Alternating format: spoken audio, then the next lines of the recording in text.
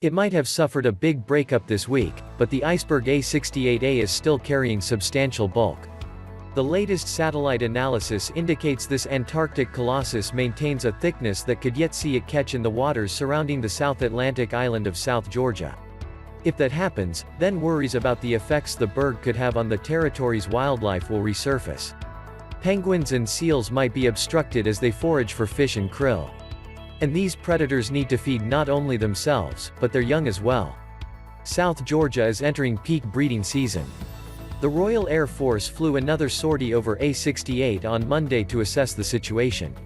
The military flight occurred just after a new chunk, A68d, broke from the main block, but before the major fragmentation event on Tuesday. This saw A68a split into 3 substantial segments. What had looked like a pointing hand snapped its index finger and knuckles.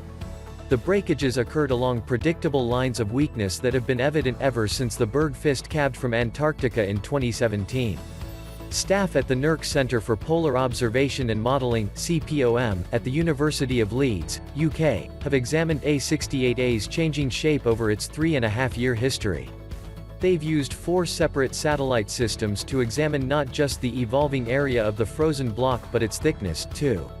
The area was tracked using Europe's Sentinel-1 satellite and America's MODIS imager. What started as a behemoth measuring 5,664 square kilometers is now down to just 2,606 square kilometers. Profiles of the iceberg's height above the surface of the ocean have also been recorded by Europe's CRYOSAT-2 and America's iceberg spacecraft. Knowing a berg's freeboard enables scientists to calculate its draft, that hidden part below the waterline. When it first calved from the Antarctic, A68 was 232 meters thick on average, with its thickest point having a dimension of 285 meters.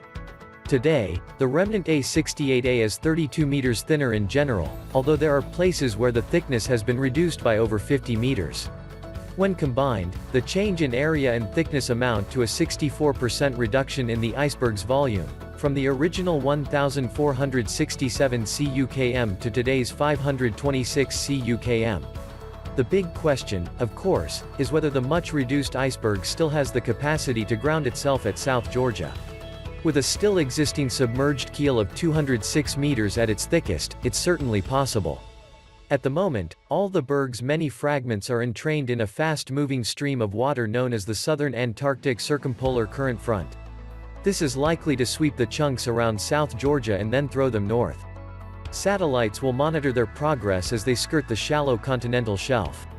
There are a number of places where large ice blocks could get caught and anchor in place. Interestingly, the measured thickness of the 2 major fragments that broke free from A68 on Tuesday, they're called A68e and A68f, are thinner by about 50 meters. This would potentially allow them to get much closer into the island's coastline. A lot has been said about the difficulties a large object sitting offshore would present to foraging marine predators. But there are other implications of note, including the introduction of a mass of freshwater to the ecosystem as a stationary berg melted out over several months. The CPOM team has even had a go at calculating this input. The group says the average melting rate of A68 has been 2.5 centimeters per day, and the berg is now shedding 767 cum of freshwater per second into the surrounding ocean, equivalent to 12 times the outflow of England's River Thames. For those who have followed A68a on its long journey from the Antarctic into the South Atlantic, Tuesday's significant fragmentation event had been a long time in coming. Many observers had predicted it would happen months ago. And we may yet be treated to a much more spectacular disintegration of the remaining elements of A68. As the blocks move into warmer and warmer air conditions, substantial meltwaters will be generated at the surface of the ice. These waters will then force their way down through cracks to open up the ice still further. There may come a point where what remains of A68a let go in one catastrophic moment. The CPOM analysis was conducted by Anne Brockman-Foldman and Jamie Izzard. Why A68a has little to do with climate change. The iceberg came from a part of the Antarctic where it is still very cold, the Larsen Sea ice shelf. This is a mass of floating ice formed by glaciers that have flowed down off the eastern side of the Antarctic peninsula into the ocean. On entering the water, the glacier's buoyant fronts lift up and join together to make a single protrusion. The calving of bergs at the forward edge of this shelf is a very natural behavior. The shelf will maintain an equilibrium, and the ejection of bergs is one way it balances the accumulation of mass from snowfall and the input of more ice from the feeding glaciers on land.